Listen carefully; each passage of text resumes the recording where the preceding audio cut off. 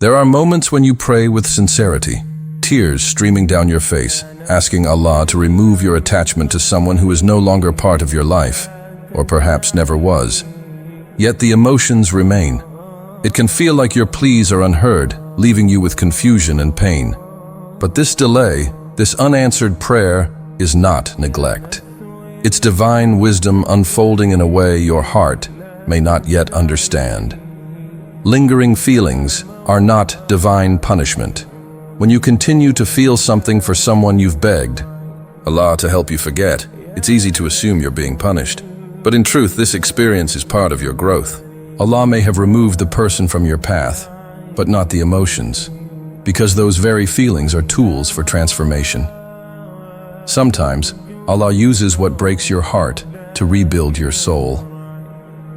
The ache you carry may be a purification process, burning away unhealthy attachment, dependence on people, or idealized expectations. Through this, you're invited to shift your reliance from creation to the Creator. The pain, while difficult, is not pointless, it's purposeful. As the Quran reminds us, perhaps you dislike something while it is good for you, and perhaps you love something while it is bad for you. Allah knows, and you do not know. Surah Al-Baqarah 22:16. These emotions may seem like a burden, but they could be a blessing in disguise. Why would Allah let these feelings linger? This is a question many sincere hearts ask. Why doesn't Allah just erase the love, the longing, the hope? After all, He is capable of anything. But Allah's actions are never random. His delay always holds divine intention. Sometimes the feelings remain to strengthen your dependence on Him. If every pain vanished instantly, would we learn to truly trust Him? Or would we only see Him as a quick fix for discomfort? Instead, Allah invites you to rely not on emotional relief, but on His nearness during hardship. These persistent emotions also teach detachment, but not through force, through surrender. When you can feel deeply, yet still choose to say, Ya Allah, I trust you even when it hurts. You're learning the highest form of love, not attachment to people, but devotion to the divine. Surrendering without suppressing. How to cope spiritually.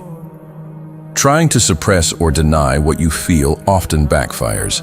The more you resist your emotions, the stronger they tend to return. The path to peace begins when you stop fighting your heart and start guiding it.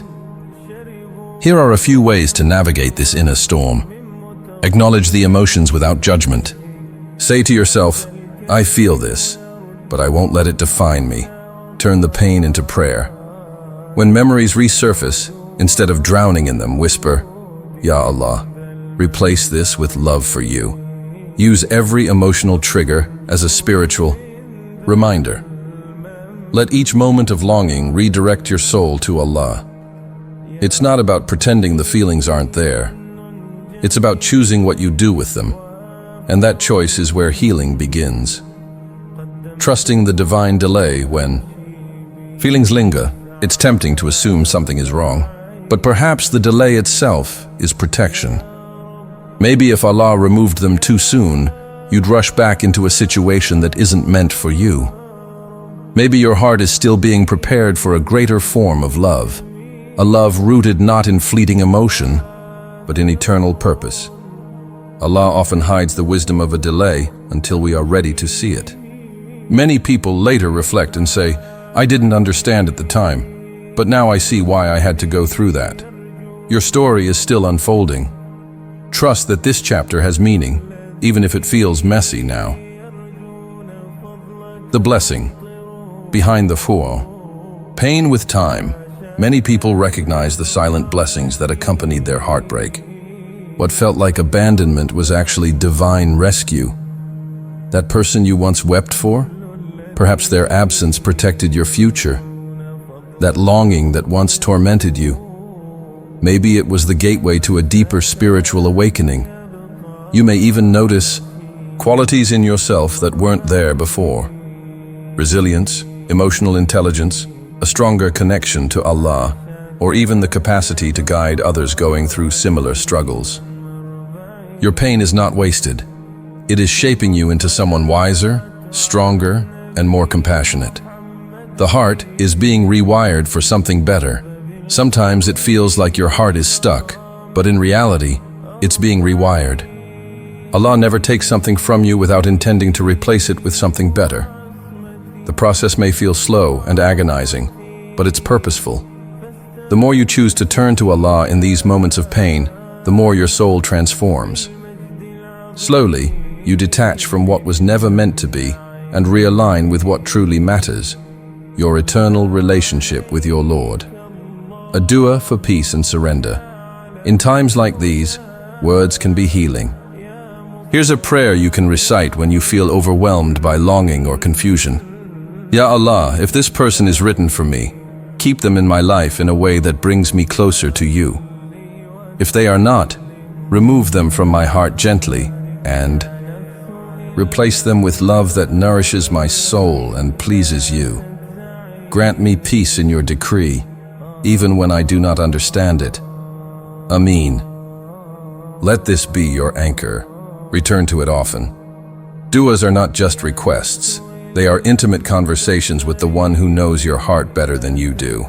Conclusion. One day, you'll understand why this was necessary. Right now, you might not see the wisdom. You might feel lost in the ache, wondering why your heart hasn't healed. But the healing is happening, quietly, deeply, divinely. Every tear you shed is witnessed. Every silent prayer is recorded. Allah is not ignoring you. He is preparing you. When you look back one day, you'll realize this pain wasn't pointless. It was the path to a more peaceful, more grounded, and more spiritually aligned version of you. Hold on.